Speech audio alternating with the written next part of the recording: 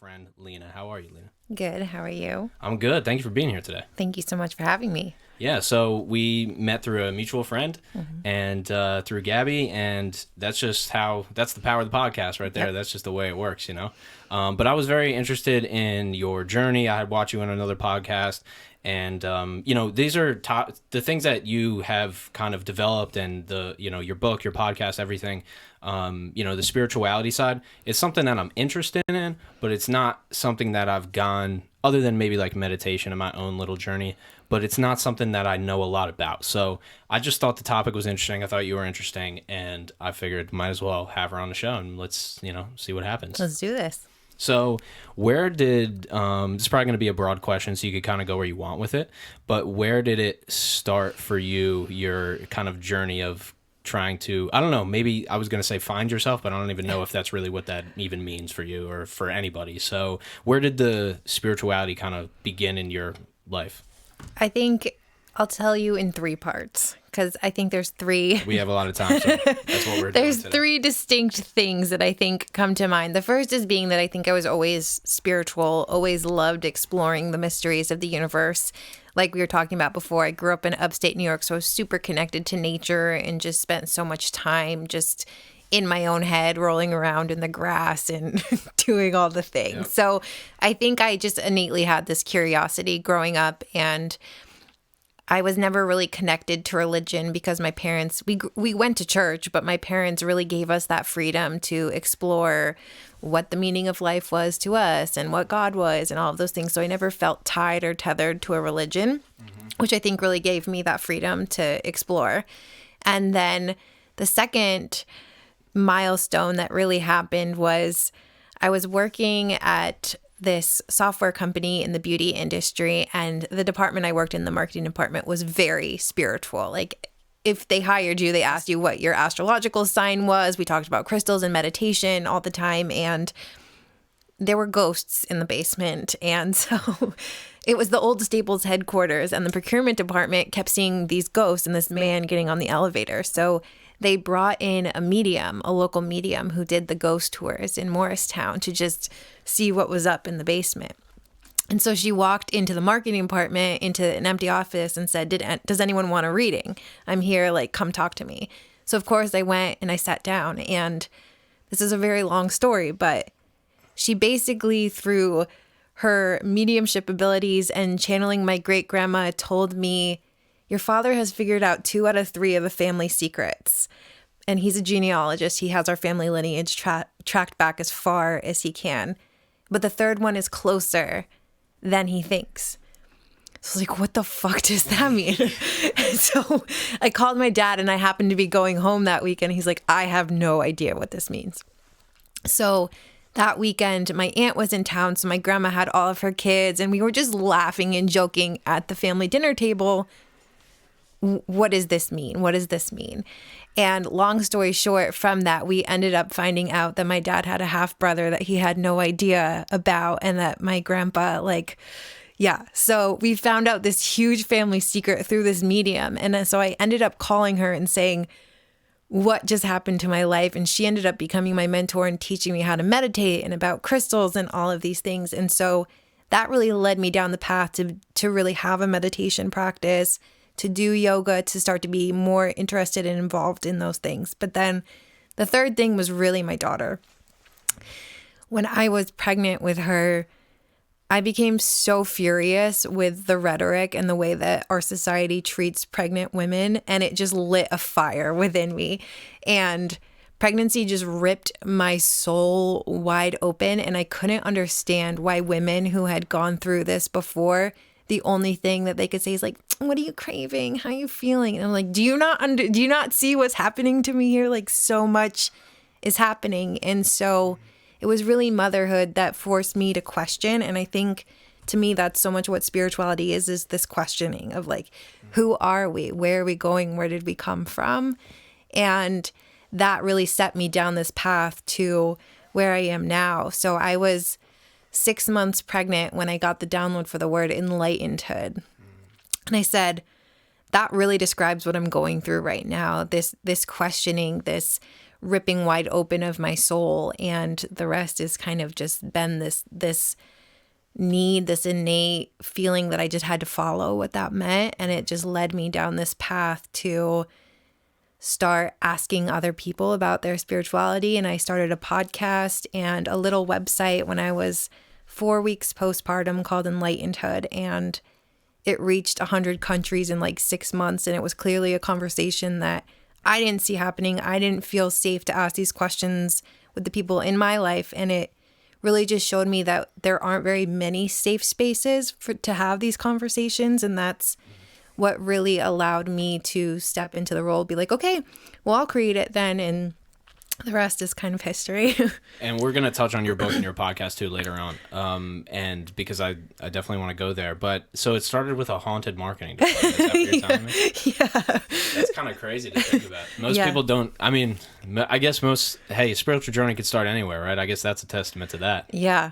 Yeah. I mean, so how did that work? Like, you just did, all right, this lady just randomly says, all right, does anybody want a reading, Yeah. And, what was your opinion on that? Because my girlfriend always says, like, oh, I want to go to a medium. I just think it would be fun, or whatever. Yeah. And I'm like the, practical cynic, practicalist or whatever. And I'm like, that's just a waste of money. Like, why would we do that? So there's a lot of boundaries to getting to going, and there's a lot of woo-woo and then a lot of bullshit. Oh, so, I'm full woo-woo. We can go as woo-woo as you want, but yeah, no, it's going to be a lot of fun.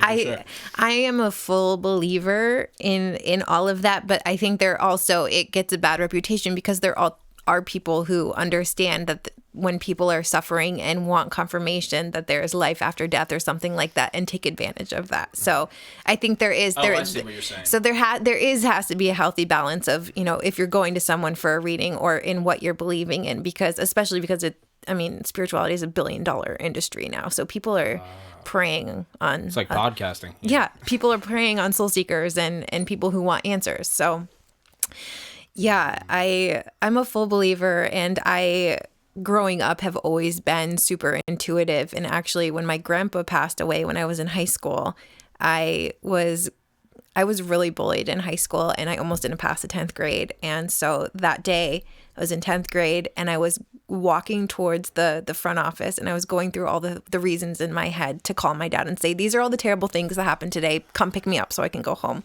And one of the things on that list was that my grandpa passed away. My dad picked me up from school, told me in the parking lot that he passed away. And so after that, he would start coming to me in dreams. And he was actually the one that helped me get through all that time. So I'm a true believer that there is that connection, and people are able to have that connection. But again, like you said, there is a really gray line between people with well intentions and people who do not. And I think the problem is that things happen where you go, well, that's weird, you know? Where, and not to bring it to more kind of tragic example, but I had a friend of mine who was a guest on this podcast, and he passed away, unfortunately. I believe it was 21 or 22. And I remember, like, every day I had this book, and I don't even know if I have the book anymore, but it was like a famous quotes book of different authors. And one of the quotes was about death, and I took a picture of the page of the book and just posted it on my story that day. And then like an hour later, I get the text from my friend who, lets me know, like, he passed away. And it was obviously extremely sad, but it was one of those times where I went, like, I just read this and it's completely related to what happened that day. And there's all these there's very minute examples of like giving somebody, like we have a little record collection over here, and sometimes people pull out a record and it ends up being like even yesterday their boyfriend's favorite thing or something, and it's like, why is that? Like, it's weird, so you have these little coincidences in life that I feel like are not where you go, something's going on here, or is it just a coincidence? So I feel like that's where people end up, but then they might just stop it. It's a coincidence. Yeah In the spiritual world, they call those synchronicities. Okay. Yep. It makes sense, though. Yeah, it does. And I think that's the fun of it, is to have that wonder and to choose to believe that it's more than a coincidence. Yes, but I think that, I guess, like, you have to kind of be ready for it. Like, if you were super like pessimistic, or you really didn't believe or whatever, and then that lady said, who wants a reading, and you didn't do it, Right. you would not have been able to get anything out of it. Right. So I guess you kind of have to also, and that's something that I even said today in like a video that I put out today, which I'm like, you have to actually kind of believe first a lot of times, Yeah. Which is hard to do. Well, our thoughts create our reality. So you have to have that thought in order for it to be possible in your reality. Yeah, that's exactly. I mean, I believe that too. And it's not like you can believe something and it's definitely going to happen. It's just the fact that I think that if you say, I can't change this thing, I think you guarantee that to not change. Right. And so it could be anything. Could be sleep, could be anxiety, could be education, it could be your job. I mean, it could be anything. But so what do you, so you get to this point, okay, so you do the thing with she says, all right, who wants a reading? You do the reading. Then she says in the reading, she tells you that you have 2 of the 3 things. Yeah. Like that's like the first thing she says. Well, actually, the first thing she said when I sat down is she said, you're a witch, right? I was like, what? Isn't that great when a random lady calls you a witch? I was like, what? No one's ever called me that before. But then the further she got and was telling me how, she was reading my energy, and I came from this long line of witches in Italy, and I'm Italian. I was like, okay, but the main takeaway from that, and most of what I remember that she said was about the 3rd family secret. Man, that's crazy. Do you think you're a witch, or? You don't come off as one. So the further I go down this path, I think the idea of what a witch is has been really misconstrued. And I think to me, what a witch is someone who knows and is really connected to the earth and can use the elements and the energy of the earth in order to manipulate their own reality. So I wouldn't classify myself as a witch, but I do know people who identify as witches, and they're not like riding broomsticks and standing over cauldrons. It's more just like being connected to the earth. And a lot of it, the modern people who identify as witches come from paganism and the spirituality that is really earth-based. Yeah, I think it's definitely 100% that like all this stuff has every connotation is just plastered all over all this stuff. So if you say witch, it's like there's no way you could actually like say that's serious, like a serious thing that you're trying to explain to somebody. You know? And I mean, we not to go down the whole patriarchy route, but women for a very long time, powerful women who understand their own power have been burned at the stake and called, it goes way back to like Mary Magdalene in the history of the Bible, and she had her own gospel. And when they came together, what was it, the Council of Nicaea or whatever, they're like, fuck this, that we don't want this voice here. And they burned her, and she was labeled a whore and a prostitute. So it goes back as far as that type of understanding of women. Yeah. And the same goes for like the priestess and the witch. It's this idea of the woman who knows her own power. And I think witches fall very much into that category. Yeah. Wow. There's a lot of sides. There's a lot of angles. We could go down so many roads. Well, here, I have one for you. So what do you think? This is a little specific, but I think it's obvious that meditation, or I don't even think spirituality yet. I think meditation has kind of been extracted from spirituality and then tried to be used as like some kind of productivity hack or something. Yes. And I think that it's lost the spiritual side of it. And to be honest, I don't do it for the spiritual side, but I know that there's something there. But I legitimately do it because it helps my mind. But like maybe I can go a little bit deeper, But I think that it's a little bit been hijacked for like a top 5 tips article. I agree. And like it's kind of been just pulled out of like what really should have a lot more context around it. So have you kind of seen that happen, or? Yeah, and I think there's no denying the scientific benefits and the benefits that it can have on the brain, but I think that's very much what our society does, is pulls like the scientific benefits without introducing the spiritual aspect of it. And I think to me, meditation is really being at peace with silence and silence with yourself. And that is something that is so hard for so many of us to do, because we are afraid to be alone with our own thoughts. So what are we doing? We're watching Netflix. We're scrolling. We're doing all the things to avoid actually feeling. And I think to me, meditation is being at peace with yourself, and then also detaching yourself from those things that you're avoiding. they talk about in mindfulness a lot how you should look at your emotions like clouds just passing by and not attaching yourself to it. And I think meditation is very much just being able to sit with yourself in your own energy, in your own silence. And not only that, but be able to train your brain as a way to change your state of consciousness. That's hard to do right there. So hard. Like, it's hard for me to not talk after you talked, you know? And, like, it's just hard to not fill gaps of silence. Like, yes. And I interviewed somebody, like, years and years ago on a whole different podcast. I felt like I had a whole different life. And they were like, you got to use the pause, the power of the pause. Yes. And good thing she introduced me to that because I really understood it, you know? But, yeah, I feel like we have to always fill kind of everything. But, you know, and I think with that, like you said, the clouds part of it, I spent a lot of time trying to, like, realize that I had to separate myself from my thoughts. Yeah. Which is difficult to even understand. I think the whole part of meditation it's not about like judging our thoughts. It's more about recognizing that they're always going to be there and learning how we can take that step back from ourselves, from the monkey mind that's just constantly going, and how can we learn to slow it down and bring it back to center.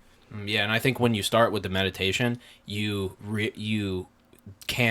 think you're doing it wrong because you think it's something. Yes. That's what I used to get all the time when I first started meditating, and everyone would say to me, oh, I can't meditate because I can't sit alone for 2 hours in a room by myself and not think about anything. I'm like, that's not what meditation is. You're never not. I mean, I will say I think I can get to the point where I'm not really thinking about anything, but that's taken 5 years to get to that point. Mm-hmm. But you're never not going to think about something. It's about learning to think it and then let it go and not go down the rabbit holes where you're constantly getting anxious or putting emotion to it or going down these rabbit holes within your own mind. Yeah, it's almost like it's almost never when there's like no thoughts. Yes. Like you might have a day, you might have a minute, you might have an hour, but it's like, where did that come from? Who propagated that whole thing, you know? I mean, I don't know if it's a person or one thing. I don't know. But I think that, too, that meditation exists in so many different ways. It's not always just sitting down in silence or with music. It can happen when you're walking in nature or you're creating art or you're going for a walk. I think I try to tell people that you can make your life a moving meditation. It's just about being present and just being here and not worrying about something that's happening a week from now or feeling so guilty about something that happened 3 years ago. It's about just being truly here and now, because when you're here now, you're not thinking about the past or the present, and all your thoughts are like this very moment and then they're gone. It's now and then it's gone. And that to me is what meditation is. Yeah, and I think there's certain like things you could put into your life that help that, like the 5-minute rule. If you can do it in 5 minutes or less and you have 5 minutes to do it right now, just do it. Yeah. Because that thing remains in your mind. Yeah. And I think that's a lot of the reason why people would sit down in meditation, and then for it to be very, very surprising and like alarming almost, because it's like, oh my God, my thoughts are like insane. But you can't get to the point where you recognize your thoughts.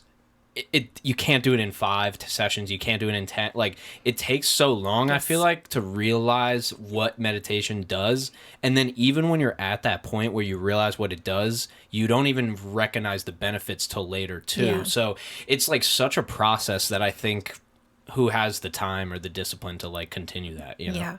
Well, science shows all you need is actually 2 minutes a day to start feeling the effects. And for me now, I don't really sit down to meditate to feel calm anymore. I've trained myself enough through meditation to be able to do that through taking a deep breath or being really present. For instance, sometimes I'll just be like saying out loud exactly what I'm doing. If I'm doing the dishes, like I am washing a plate, I am grabbing the sponge, because then when you're saying those things out loud to yourself, you can't be thinking about anything else. Yeah, Sam Harris said that meditation is preparation for the worst day of your life. Yeah.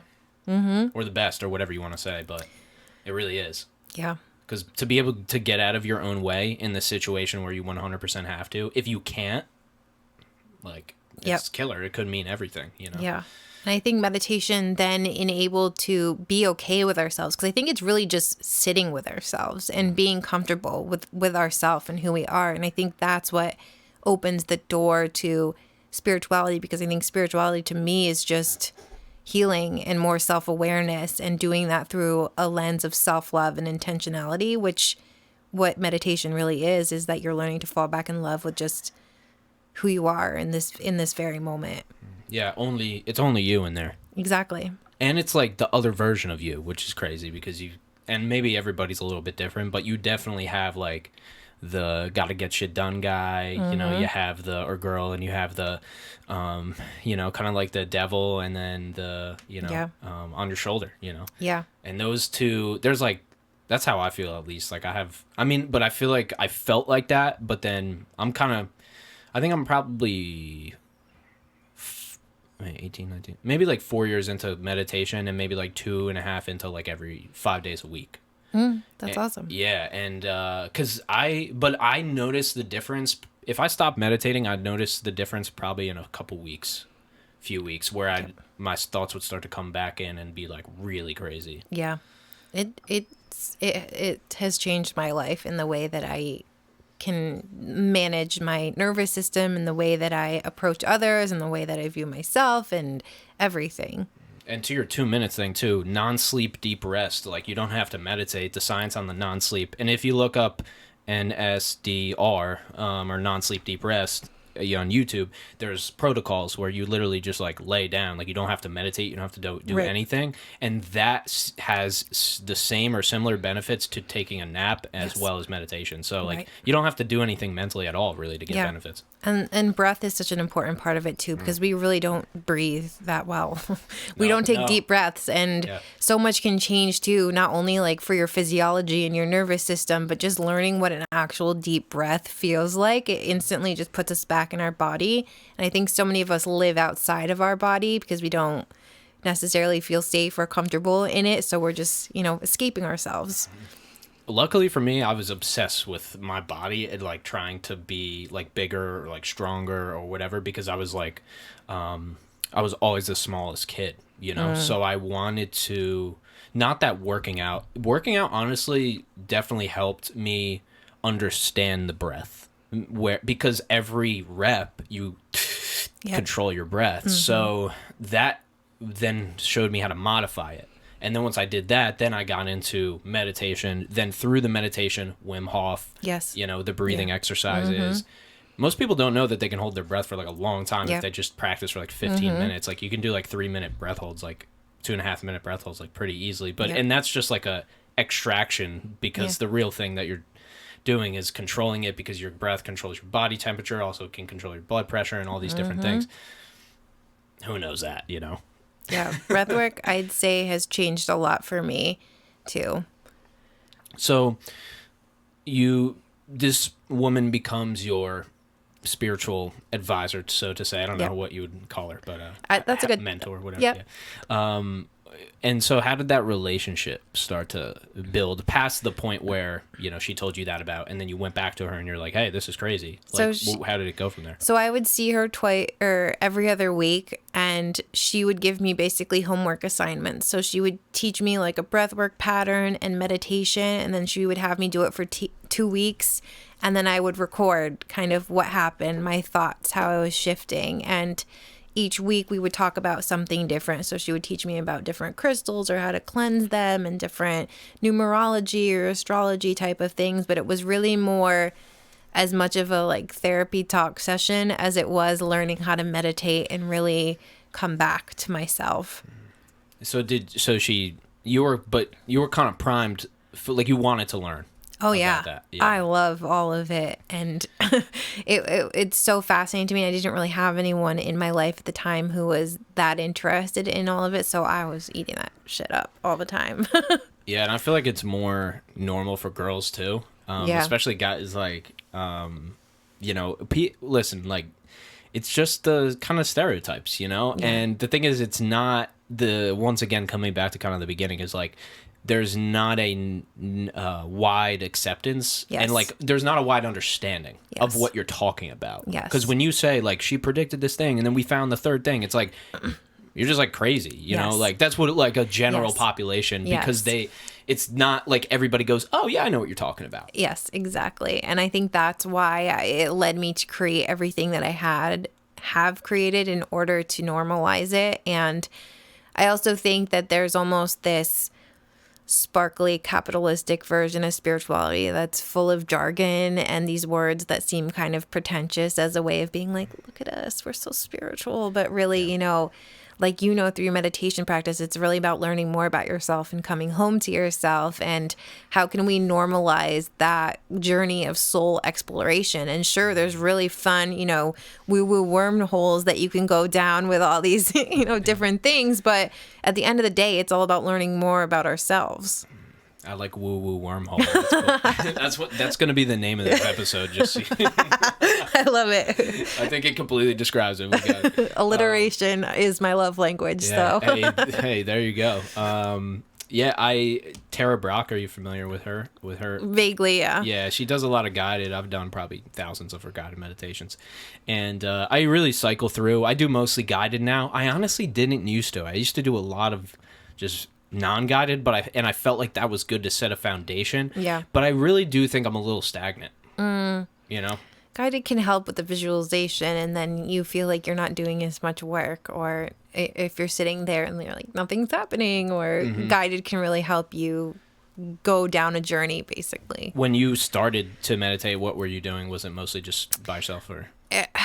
It was mostly, so I had this one chakra album that I would do with the breath work that my mentor taught me, and it was just that. But then the more I got down the path, I was doing the guided ones. But I now I just kind of sit and travel the universe in my own brain. So what does that mean to you?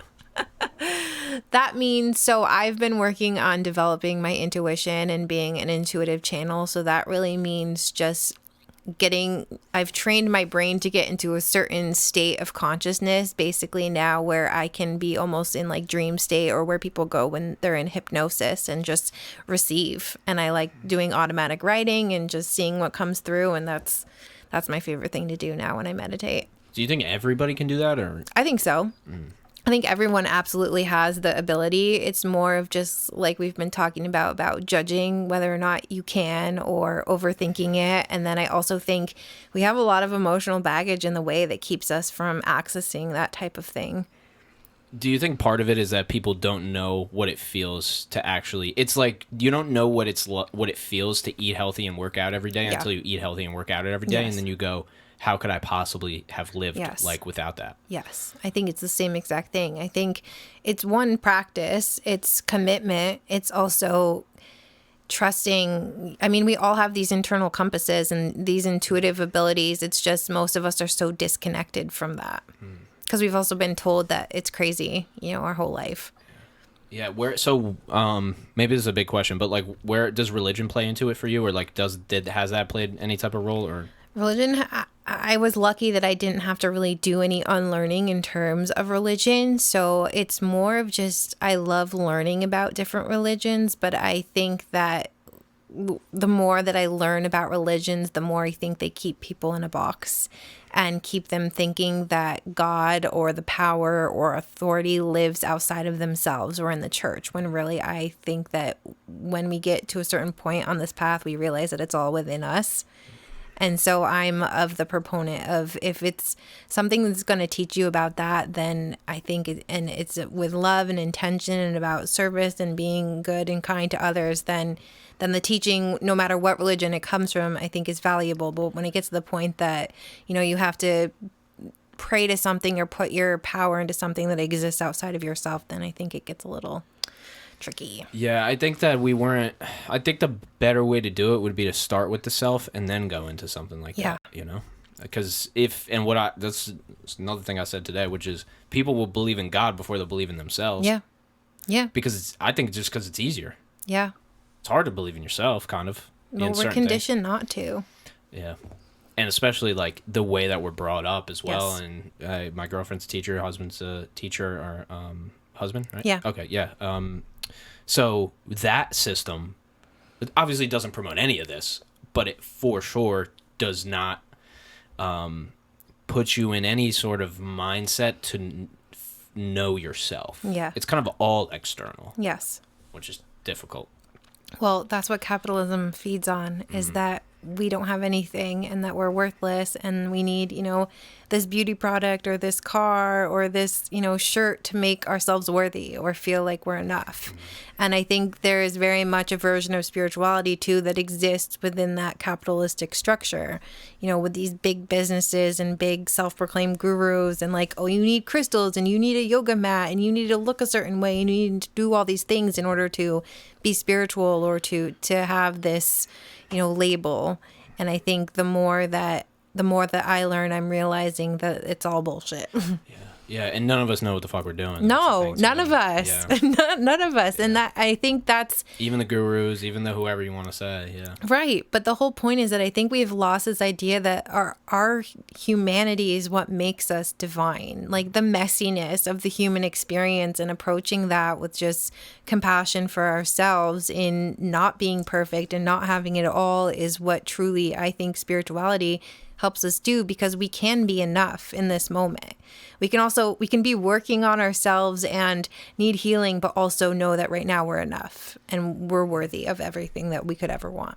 Yeah, and we have enough, Exactly. I mean, especially if you're in America, I feel like you definitely not everywhere in America, sure, whatever. There's, people live in different places, but I think that most of the time, if you're listening to this right now, you're probably pretty good. You're probably okay, at least. Like, you probably have what you need to, get by, and then you could probably spend some time on things that you want to maybe learn or grow or passion or something like that. But, yeah, I think it's easy to get very comfortable and then not have the self-awareness to know that you have it really good. Yeah. Yeah, and it's hard to... You have to do it for yourself. That's the problem. Yeah. So... this wasn't just a little thing that you started doing. Like, this actually became a massive part of your life, this entire kind of journey of spirituality. So where did it progress once you had your, were working with this teacher? So let me even think back. So that was 2016 into 2017. And I was just doing my own thing, meditating a little and doing yoga. But it wasn't until 2018 when my mom's mom, so my maternal grandma, passed away. And I ended up giving the eulogy at her funeral. And I was a theater kid. I was always on stage, always performing. And then in the trauma that I had in high school, I was also in a domestically abusive relationship, also being bullied at the same time. I just lost my voice and myself and my ability to feel like I could stand up on a stage and do everything that I wanted to do, or feel like that the performance I gave or what I was saying, that I didn't have like a lump in my throat, or feel like I didn't want to be seen.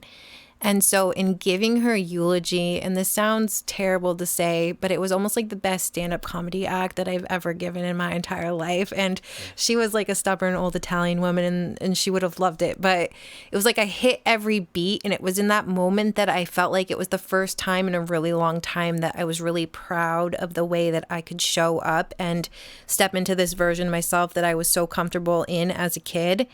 And so that day I went home after her funeral. Well, I went to her house because we were staying there as they were like packing everything up. And I wrote a letter to my future child, not knowing like who they were, or like I wasn't pregnant or anything, but just as a declaration to find myself again. Because after moving to New Jersey from upstate New York and meeting my husband, like my life became so much his life. I didn't have any friends or family in New Jersey, so my life kind of became on autopilot, and I lost myself a lot. And so this connection to nature that I had growing up, and just all the things I loved from photography and performing and music and writing, I felt like I lost all that. So in this letter, I just wrote this declaration to find myself, and I decided that I wanted to do this healing work, and I wanted to find myself before I had a child, so that I wasn't passing down any of this emotional baggage, or the fact that I was operating from a place of not knowing myself before I had her. And so that was kind of what really sent me down to do this work. And I had this huge grand plan to write this book called Mindful Nesting. And it was about how I was doing the healing work before becoming a mom. And then I got pregnant and I was so fucking sick. Like I was on the couch in a burrito. I constantly had to go to the hospital because I couldn't keep water down. Like it was really bad. So all of that went on the back burner. And then I had prenatal depression. And it was a terrible, terrible experience. But it opened me up even more because like I told you before, it just lit this fire within me because I couldn't understand why we treated pregnant women this way and why something as sacred as, bringing a life onto this planet was just so degrading to women. And so that's what really opened me up to be like, there's something here, and why is no one talking about this? Can you go into that a little bit more in terms of like treating how they treat pregnant women? Or I'm just not knowledgeable in that subject. So I think a lot of it has to do with our societal conditioning around women and their bodies too, because, as teenage girls, we're told like, don't get pregnant, don't get pregnant, don't get pregnant. And then as soon as you're married, they're like, okay, where's the kid? Yep.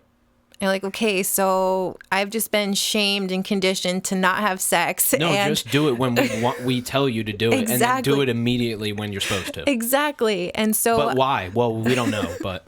So I think my generation of women holds so much deep-rooted shame around, sexuality, and pregnancy goes into that because I forget where it was. It was like, name one time that everyone knew you had sex, and it's obviously like when you're pregnant and you tell everyone you're pregnant. There's such a taboo conversation around it. And I remember after being so sick, I had lost a bunch of weight being pregnant, and I walked into my doctor's office and I had gained 5 pounds back. And she said something like, well, we're going to have to watch that because you've already gained too much weight in this pregnancy.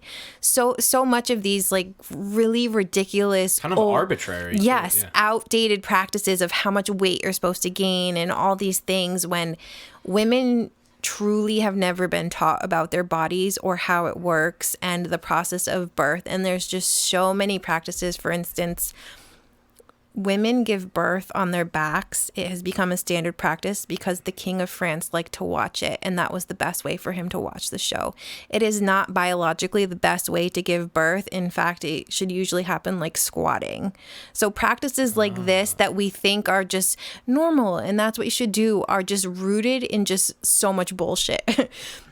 And I didn't know this until after giving birth, but in knowing all these things, I've realized in so many ways how we're disconnected from ourselves and from our bodies. And it truly just infuriated me the way I was treated because I felt like a number. I felt like I was cattle, and they're like, come over here into this room and step on the scale. Well, you were just another person that was there. Exactly. And then my doctor, while I was delivering my daughter, took 3 phone calls, just stuff like that. And we're not prepared for what happens after there's a child. And we're shown, the martyr, the mother on TV and media, like, oh, you're supposed to like love your child the instant they come into the world. But it's like, no, this is a human that you've never met in your entire life before. You are so tired. Your body just went through the most traumatic thing that you've ever done in your entire life. And then they're just like, here you go. We're not prepared for the physical, the emotional, anything that happens after when we step into parenthood. And that is what so infuriated me, especially even women who had been through that before. And then on the other side of having a kid, no one was like, how are you? How are you doing? Not one person asked me that. Instead, they asked, is she eating well? Is she sleeping all the way through the night yet? Those are the only questions I got. And so as mothers and as women, it's like our worth becomes so much dependent on this little human that we've just met. Mm-hmm. And so that really caused me to search for someone else who understood. And that's why I started my podcast. I'm like, there has to be someone else out here who feels this way, who has felt this way about motherhood. And there are a lot. And I found very quickly that even women that I went to high school with were like, thank you so much for saying this, because I thought I was the only one. And I think that's so much of our human experience, is that feeling like we're all alone and experiencing what we're experiencing. And I think it takes brave people to say, wait a second, wait, this isn't like everything that they told me it was going to be. Flip the script, Yeah. Yeah, well, I think I I love, you're only going to get the real from like a comedian or something. When they say like, I don't know what comedian it was, but they were like how their kid came out and they're like, this thing's ugly as hell. Like, I feel no connection with this little thing, like this little ugly thing. And but like in society, that's not, people aren't real, right? So they're like, oh my God. But like, so, well, I mean, to that though, do you think like you did feel that connection that people talk about that's like you can't describe in words, and it's this person is or is that kind of like maybe something that kind of people make up kind of in their own? I think it depends on the person. It depends on the person, yeah. But it doesn't have to be that feeling. It's not like you have to have that feeling and then you're like valid. Like it's just, right. I think it takes time. I mean, you didn't unconditionally love your partner the first day you met them, did you? No. Exactly. I didn't know who the hell they were. Exactly. I'm still figuring it out. And just because they like came out of your body doesn't necessarily mean you know who they are. Yeah, they don't know who they are either. Exactly. So and I think it's and you're forming, you're right, sorry to jump in there, but you're really forming the reality of them just from your reality. So like this is a completely separate person other than the biology. Yes. Other than the blood, like they're their own, like every opinion about them is based on you. Yes. So you're just making it all up. Yes. Yeah. Yep. It's a lot. It's a lot. And it makes parents especially feel so isolated because we're taught all these things. We see all these things in movies, and then it actually happens and we feel like we're the only ones, or that we're bad people or bad parents for feeling this way, when it's in between that and then like not sleeping and the anxiety and the stress of trying to take care of a newborn, and you're supposed to like love them unconditionally and be head over heels with them when they're like screaming at 3 a.m. It's just a really high standard that I don't know actually happens to most people. Yeah. No, it is. Yeah. And it's just, I feel like a lot of this, and like the theme a little bit, is just like there's a lot of things that we just completely accept. Yes. As real or as whatever. And just because that's always how they were explained to us. Yes. And there's no other side of it that was presented. And any other side that was presented was like, you're crazy. Yes. Or like in your case, you're looking into it too much. You just had a kid. Yeah. That's it. Like, why what more could you need? Like, be happy with that or whatever, Yeah. And, I feel like, obviously, listen, like gratitude is really important and things like that. And it's not like we're not saying that, but it's like, that's not you can't use that to cover everything, all the feelings up or anything that you actually want to express, Yeah.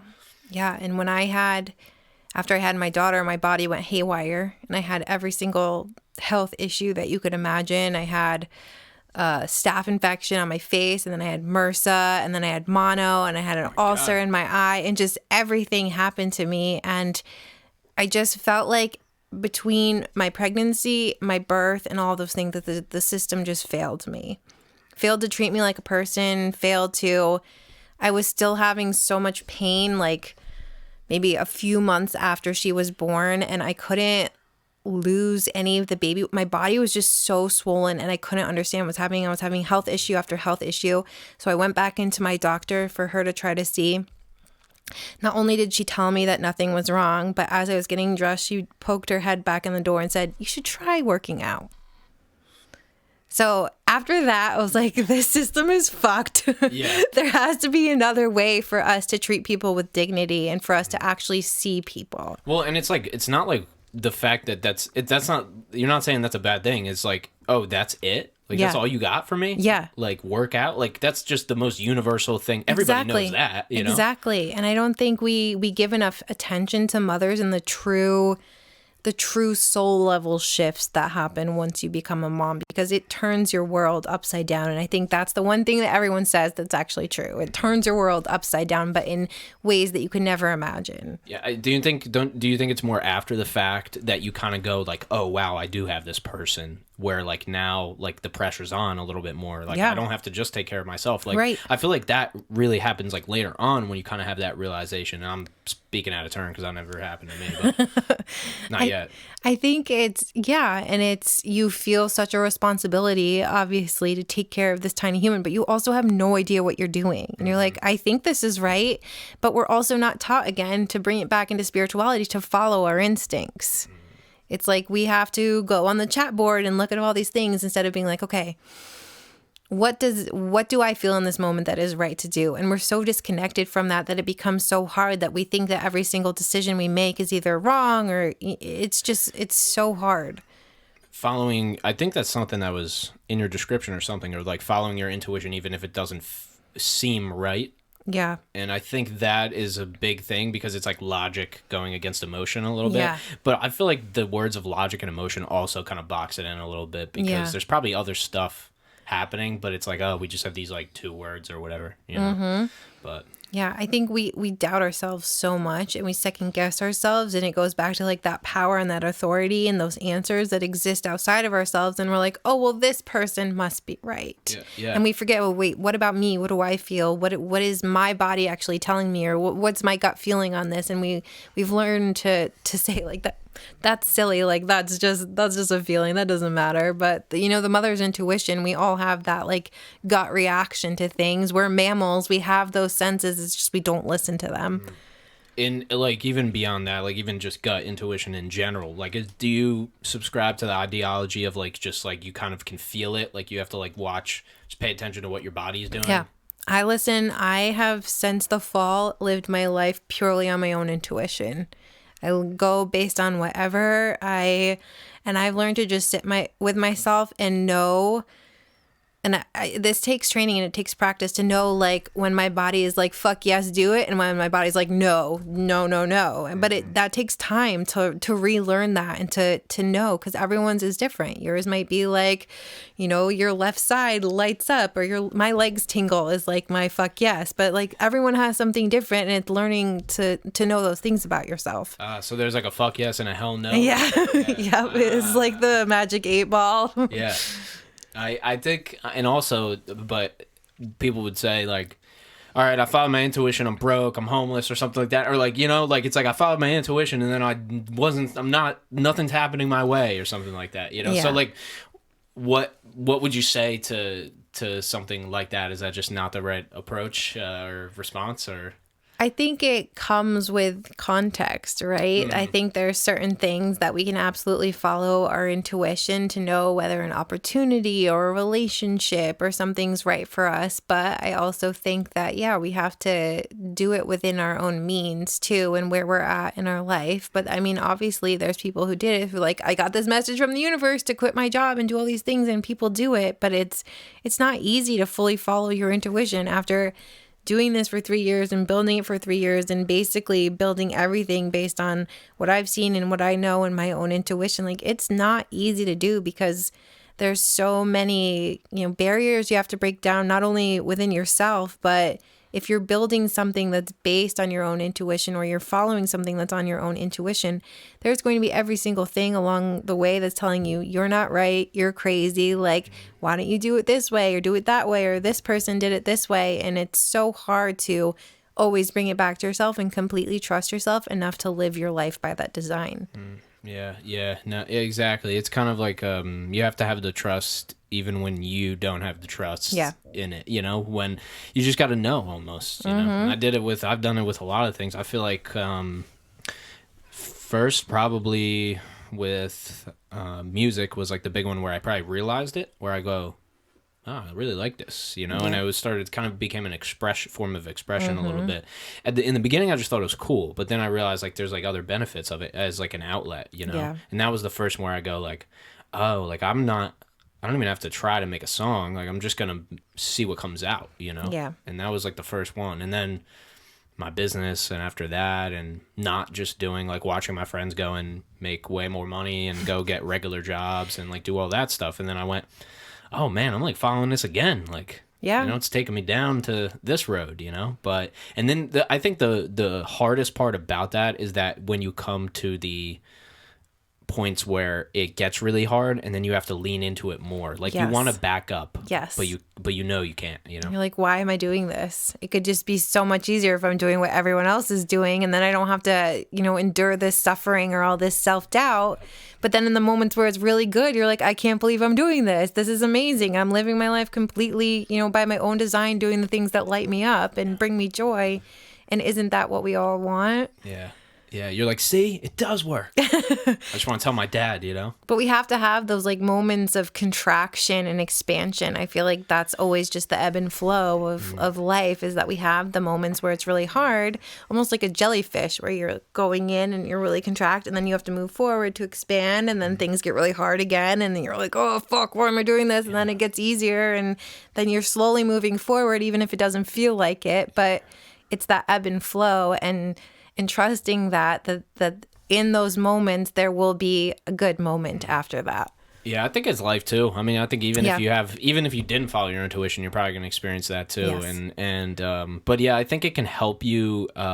There's nothing wrong with getting more in touch with yourself. You know? And we haven't never been taught to do that. No, but we're also conditioned that life should be linear. And that it's like always moving forward, moving up the ladder, going, instead of like, okay, now it's time to rest. Now it's time to like come back to myself. Now it's okay to just be. I don't always have to be like hustling or doing. And then we can have those moments. But then we also have the moments where we're learning just to be ourselves. Yeah, I think there's something I struggle with, which is like the kind of put your head down, grind, do your own thing, American dream, figure it out, create your own reality, whatever.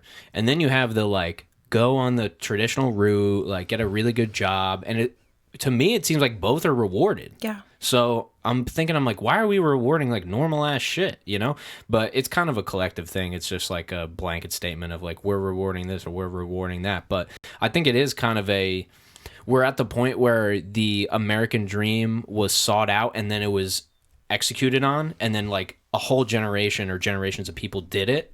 And so now we're like down the line where we're like, what do we want to reward? Do we want to reward people that go the typical route and then they're nice and safe? Or do we want to reward people that took the risk? Or, it's like a weird thing where I feel like our society is in a little bit of a spot with that. Yeah, and it's an interesting time where you can do anything or be anything if you put your mind to it. And technology has allowed us to, all these avenues where you can publish your own book, you can have your own podcast, you can have your own TV show. Yeah. Like you can do all of the things, but I still feel like that traditional route is still like, good job. You have a 9-to-5 job and security and safety and a 401k. But sometimes I feel like, are the people who are they happy?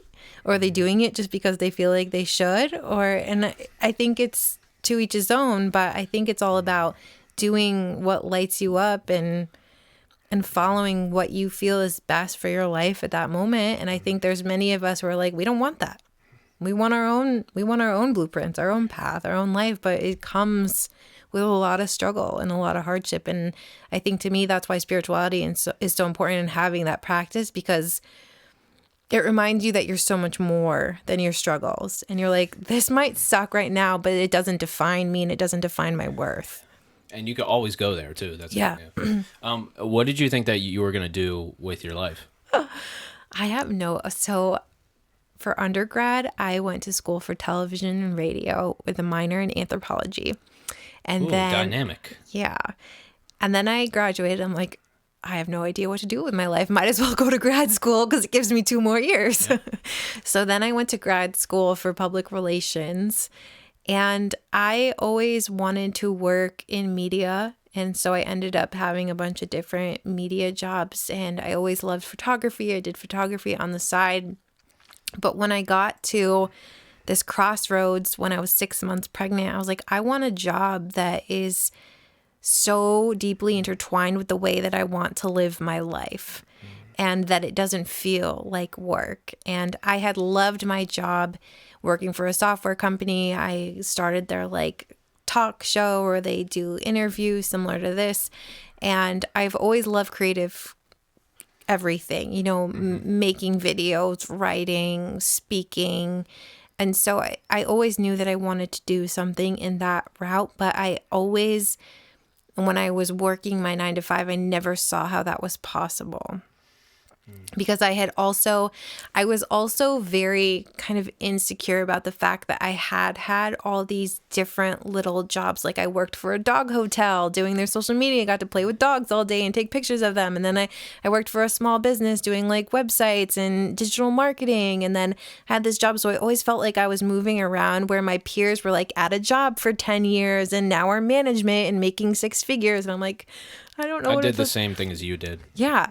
So it's like, I think there was this insecurity too of like, I'm never going to get to this point because I don't have the 7 years of experience in this one job. And I love doing all these things and I don't know how that plays out. And so for me, it feels like the only thing is to create it myself and stop waiting for someone to give me that permission slip. So, oh, I want a podcast. Okay, here you go. You want your own business? Here you go. You want your own TV show? You want a book? Here you go. And just do it all myself. And yeah, I think people they might have had a point in their life when they tasted that kind of freedom, and but then they accept the fact that that's not real. Like that's not life. You have to just do this. Like they get real with themselves in a way where they just convince themselves that like, hey, that's not practical. Like, you have to do the real. You got to go this route. You got to see your track. And I think you're probably like this too. Like I have friends that have jobs that they can see if they stay there, like for the next X amount of years, like you go here, then you go there, then you go there, and they tell, hey, this is, by the way, here's your track. Here's your track. Here you go. It's that linear. Here's your track right here. So you're here right now, and so in 12 years, you actually that's the second pension comes in, and you know what I'm saying. So what's the fun in that? Yeah, that exactly. Like my brain doesn't vibe with that, like or whatever it is. Like I don't vibe with. I don't want to see. Like, I don't want to see. I want to be able to just see what happens, you know? And I think some people really vibe. Like, I think some people really like that. We need that in our society. It helps keep the structures. Mm-hmm. You need the construction. You need the, IT. You need the freelancer. You need the entrepreneur. You need the failing business. You need the succeeding business. It's like... We need it for our society, but... because I think my biggest frustration with the spiritual industry is how it is so deeply rooted with capitalism, with this idea of like, oh, you can become spiritual and take this masterclass, and then you can quit your 9 to 5 job and generate like 6 figures. But it doesn't work like that. And I also think that we need people who are more self-aware in these positions, who are within these, big corporations and working in our government and our education and our technology. We need these people who have this greater understanding of themselves, and more self-love, because then that's projected externally. And that's how we shift our society. And that's how we shift as a human collective, is through these people who are more self-aware. But we can't all quit and become spiritual entrepreneurs working on the beach. Like, we need the people to uphold the systems and structures. It's not like we have to tear them all down. It's just we regenerate them with more, conscious awareness. It's too much of a trying to sell everybody thing. Yes. That's where that's what it is, kind of, And you realize, like, I think having a small business is definitely better, because you start to realize like the nuances and like you need to. I heard this today. You only get one name, so you better treat your everything like you only have one name, for the rest of your life, right? So it's one of those things, and you got to keep it clean. You got to make sure you help people. You got to make sure you don't screw anybody over, like all that stuff, So, yeah, it's it's a difficult it's difficult to explain, because I feel like there's just there's people that know kind of that they want to change it, and they know that they're in a position that they might be financially good. Yeah. But they know something's off. It might be spiritually, it might be passion wise, like something's happening, right? Mm-hmm. Then there's people who are like grinding, like 9 to 5 stuff. They love to come back at the end of the day and just watch Netflix for like 4 hours. Like, that's amazing. Mm-hmm. Like, I'm so glad that, like, if you love to do that, like I watch a podcast. That's my thing. I don't watch Netflix. I watch a podcast, but I love it. I'm so glad. And while I'm watching that podcast, somebody else is working on something, or, it's like, you don't have to do everything all the time, but I think that you kind of have to do some learning of yourself. Yes. And also just take the chances. I hate, sure, the bills have to be paid, but it's like, if you really can live in your car, like if you had to, to like take a chance on something in life. Yeah. And this is me coming from somebody who's never lived in a car, so I don't really know. But I always say that I do understand why people would do that. Yeah. because the alternative is not good. Like they live the alternative, and that they would rather. Like, I know people who have lived in the car. I know many people, parents, friends, whatever, whoever, you know. I know people who live in the car who are, you know, multimillionaires, almost billionaires, you know. So it's like, if they would have never just been like, fuck it all. Yeah. And like probably left everybody behind, then they wouldn't have done that. So, yeah. I spend a lot of time with people who are on the spiritual path. And a few weeks ago, I was at a gathering of women on a Tuesday morning. And one of the women said, you know what? I would rather just be a hobo on the street than have to go back to the way that I was living. And I was like, I resonate with that so much. Yeah. It's like the hobo is probably like, I'd rather take what you're doing, you know? But, yeah. That was her phrasing, not mine. No, for sure. No, but it is, though. It's really the fact that, like, once you know, you know. You know? Yeah. Like, once you know how it can be, you're like, oh my God, I can't believe I didn't know how it could be. I think we don't actually know what it feels like to be free. Like, we're so tied to identities and labels and our job and everything. We don't know what it actually feels like to be free because we're so, you know, tied to the system per se. But I think that people just don't know that they're free. Like, I look at freedom as like, you can quit your job, you can move, you can live in your car, you can kind of basically do whatever you want with consequences. And I think that ultimately people just want options, you know? Like the freedom thing is just, in my opinion, not specific enough. Like, I think if you go a little bit more specific, then you see, oh, people just want to be able to either do this or do this. Yeah. Or I can choose, you know? Yep.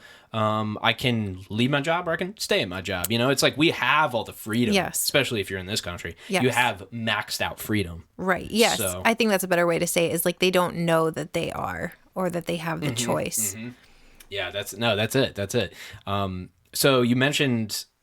listen, I don't really know what you do. You know, I don't know like your business. I don't really know you at all. So, which, like I said, that's my most fun podcast. So that's what I love to do on the show. But so this developed past like just your own spirituality. Can you speak on it? So long story short, fast forward. I mean, you could do a long story if you want. It's up to you. I run an organization called House of Enlightenedhood. So it is a community-based organization, and it's basically a free platform for anyone on the spiritual path to come explore, feel safe. It's very much like social media meets like master classes and workshops, and it is led by a cooperative of healers, spiritual entrepreneurs, thought leaders who all co-invest in the platform and then use it as their space to share their wisdom, share their workshops, host micro communities. And it's just a really beautiful space to be accessible, because that's what I really think needs to happen as we shift into a new paradigm of spirituality, is that we make it accessible. I'm really learning a lot about the ways that capitalism has basically fucked a lot of the spiritual lineages in terms of appropriating them and commodifying them. And do you have any details on that? For instance, let's say that there's someone who sees an Instagram ad to be a Reiki master. Do you know what Reiki is? Yeah, I'm familiar. So to be a Reiki master, they take the Reiki master class and then they become a Reiki master in an hour or two and then start charging clients thousands of dollars. Yes. Not to say that we shouldn't all be abundant in our gifts. That's not what I'm saying at all. But I think there's a lack of respect for the lineages that such teachings have come from. And then we're putting huge paywalls to keep people from the teachings of their lineage. And that's how we used to learn, like passed down through our lineages, you know, from our elders. And it's almost like we're paying someone $10,000 to tell us that we have 10 toes on our feet, you know?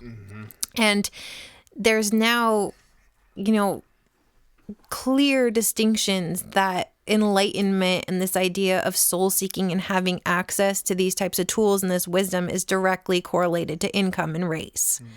And the people that we need to help the most and the people that need the most healing are the ones that don't have access to this type of tools or wisdom.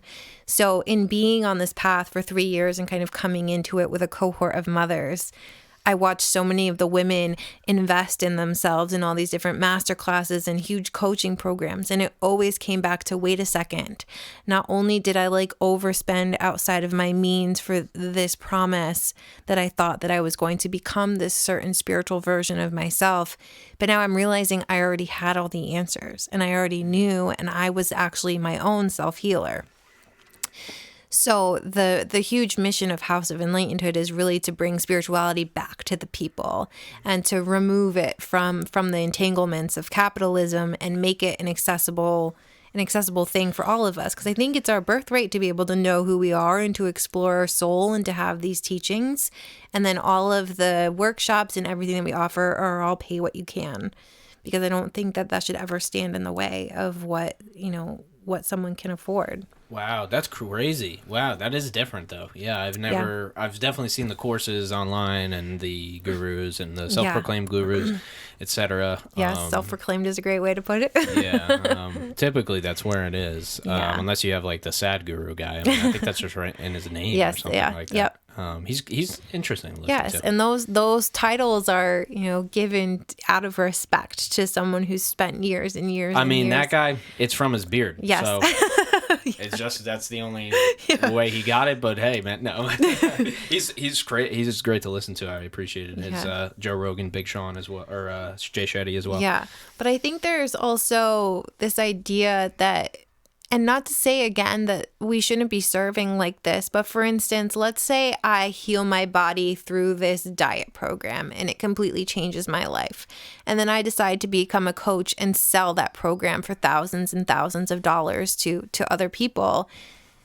It's also hard because that might not work for other people. It might not be what helps them heal. It might not be what they need for their body, but the way that we've kind of entangled, again, spirituality with capitalism and really beautiful online marketing and aesthetics. We're just so conditioned with the way that we consume marketing and social media that they're like, that person's credible. This is going to change my life, without, again, being connected to ourselves and taking that step back and be like, do I actually need this? Does this resonate with me? Is this the person for me? But there's all these kind of false promises in spirituality. And the more that I watch others go through this path, it always comes back to the self and to the idea that we are completely capable to heal ourselves. And that's not, again, to say that we don't need mentors and teachers and people to help guide us and to help us heal. But this idea that we have to invest in ourselves in order to learn more about ourselves, I think is kind of bullshit.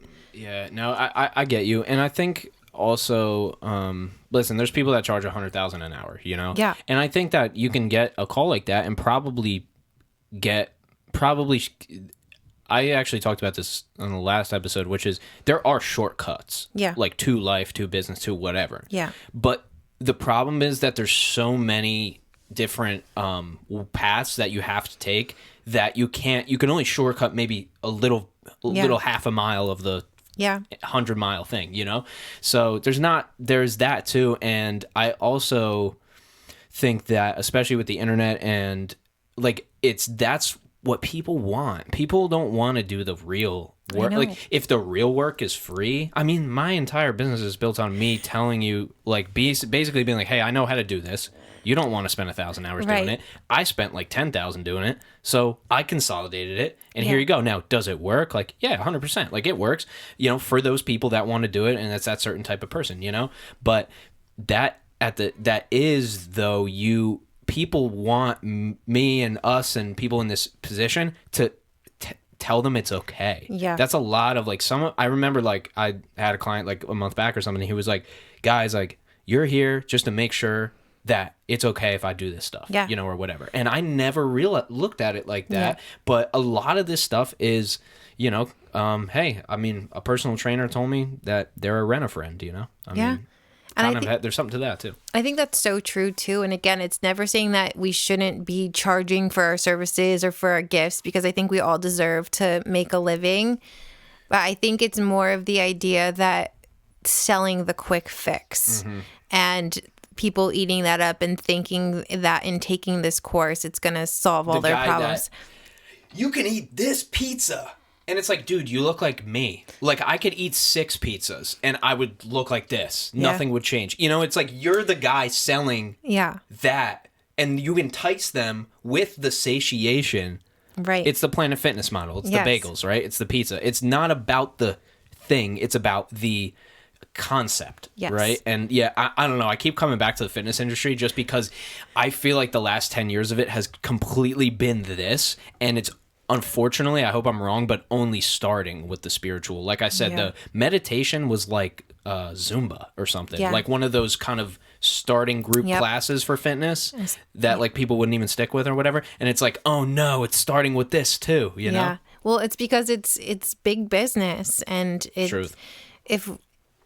If we decided today that we were all completely okay with the way that we were and we didn't need all the like our economy would collapse, like if we all decided that we were enough and okay with how we are. And so I think it's more too that I think, again, we all deserve to be abundant in our gifts in the way that we serve and to help other people. And I never want to mean that I'm like talking down about someone who's like charging a good living to have these services. You're talking about very traditional things too. That's not like, hey, this is like I do podcasts, like there's no traditional wisdom, right? You know? Like you're talking about stuff that was just like thousands and thousands of years old that nobody charged for. Exactly. But I think it's more of the idea that the best healers and teachers are going to be the ones, like you said, to be that friend and to be that mirror. But no one can do the work, the spiritual healing work, except for you. You only know like what emotional baggage you have deep down in there. Like no one can extract that for you. Yeah, good point. Yeah, and it doesn't matter. I mean, but that's just a testament to the fact that we all know that it's not about money. That money doesn't, you can have as much money in the world and it's not going to heal you. Exactly. And it's not going to make you happy. No, I mean, it'll make you like maybe momentarily, right. You know, it could bring you some joy or something like that. Or maybe it brings you happiness and then not joy. I don't know if there's different definitions, but I think that, once again, options. Money gives you options. Yeah.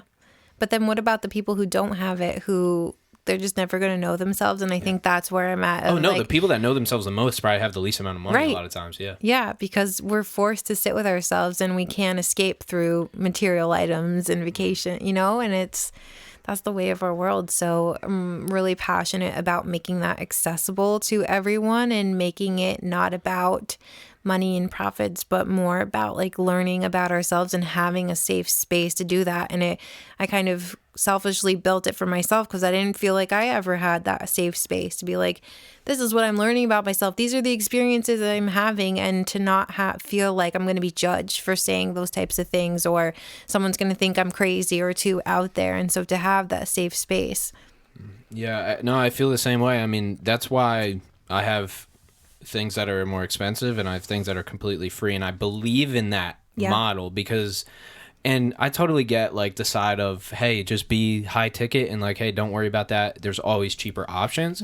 But what if you could be like, what if you could have things for each level, you know? And so that's the good part. It's like if you have the pay as how you want, and then you have one that's 20 grand too, and it's like, that's cool. Like, that's okay. Because it's like, all right, we're going to fulfill your need at here or all the way up there. It just depends, like, how much personalization you want or something. I don't know. Like, I know you said that it's all, like, pay as you want, so which I think is really good. But I think, like, I have the same philosophy, which is, and that's why I was telling you about my other podcast, which is all about podcasting. Like, you could just watch that. You could listen or watch that and then just go on YouTube for the rest. And then you can do it all yourself, you know? And so, yeah, that's amazing. Like, but so how did you build the platform though? So it's on the Mighty Networks platform. Actually, I don't know if you're familiar with that. Definitely have signed up for stuff on there, like on somebody's Mighty Networks platform or something. I know the name. Yeah. So we pay for the biggest package, which basically gives us, so it has all the features that you would have on a social media network. You can follow people, message them, post, do all the things, but then it also has like built-in on-demand learning and an LMS system, which is really nice. So we can have workshops in there. It has an event section, and it also has, we have sacred spaces within there. So these are like micro communities and little containers. So we have a bunch of different like mystery schools, and other members of our cooperative are hosting their own groups in there. So House of Enlightenedhood is the overarching umbrella, where then we have like little pockets too, where the idea of you can come and nourish all different aspects of your soul all in one place. Because I feel like in this day and age, we're in this person's community on Facebook and then this person's community in Kajabi and all these places. And we're so, our energy is so fragmented between platforms and technology, and to have it all in one space. I think I am also a proponent of being really intentional with technology, because I think when we can use it for good and use it in ways that nourish our soul, then of course, let's use it. But let's try to figure out how we can step away from the ways that are maybe affecting our mental health, like scrolling on Instagram and comparing. And so to have all that in one space is something that I've been really passionate about. And we actually launched in January of 2020 through a website that we had developed and designed, but there was no community aspect. I'm like, this does not work. I don't want it to be a one-to-many type of thing where you're just ingesting. Just a course. Exactly. Yeah. There needs to be community, because if I've learned anything, it's like community is medicine. We're not meant to do this alone. We are meant to have support and to have people who see us and witness us. And so to have community and people are like, I'm going through the same thing, or like, I see you, I support you, you got this, like that can be everything to someone. That would have been everything to me, to hear that, like, as being a new mom, that would have been everything. But we don't have enough spaces where we are able to be like unconditionally loved and held like that. What about the business side? Were you thinking about that too in the beginning, or was it more, well, like you said, you had that website built, like that must have been a thought in terms of like, does the pay as you go, does that just like support the whole thing? Or I'm just curious from the business mindset. Yeah, it basically supports its whole thing, and then I have my own like one-on-one podcasting, speaking, writing type of thing. So it's more just like, this is my humanitarian project and gift to the human collective, and it's self-sustaining. And then the cooperative dues are the main source of income to help. And then we also have a scholarship program. So we help connect. So let's say someone wants a Reiki service or an astrology reading, but they can't afford it. We have the scholarship fund. So a percentage of the dues and all the ticket sales go into the fund. And then we help connect people who want the service with a member of our cooperative to receive the service. Amazing. Little spiritual Meals on Wheels, baby. Yeah, Let's basically. I like that. Wow, that's awesome. What popped in my head was the metaverse seems promising, possibly for this. Possibly virtual reality for this could be cool. That seems scary. If your stuff is like Zoom or whatever like that, but oh, definitely. I have no idea how it works. But imagine like you're out there meditating with like 300 people, but then you look next to you and they're there. Yeah, like virtually there. That would be nice. Would be something, but also terrifying at the same time. Yeah, 100%. Well, so for your so you have one-on-one clients as well. And so was that at the same time that you built this, or kind of just along the journey? Or? It's been along the journey, but it's evolved along the way, because right now I do a lot more intuitive, like energy healing type of stuff, but I also do like the coaching, more like mentorship of being on the spiritual path. And I also host bi-weekly women's circles with another woman that I know. And so it's kind of a whole mesh of things. I know this was probably basically a crash course, but like in terms of maybe just getting started and having a little bit, maybe not a cynical view of it, but just having a just unknown view of spirituality, or like why, should everybody like try it or try to get in touch with that and maybe try to meditate or try to get more spiritual? Or is it more like, hey, you got to do it when it comes to you? Or like, how do you feel about that in terms of maybe somebody having an inclination but not really having any knowledge on it? I would say this is that for everyone I know who's been on the path, not one person was like, I wish I didn't do this or know more about myself. And I think there is so much peace and happiness and joy to be found in the unlearning and the knowing yourself more, because again, I think that's what it's all about, is finding more ways to find love and peace and happiness and joy in our life and intention. And don't we all want that?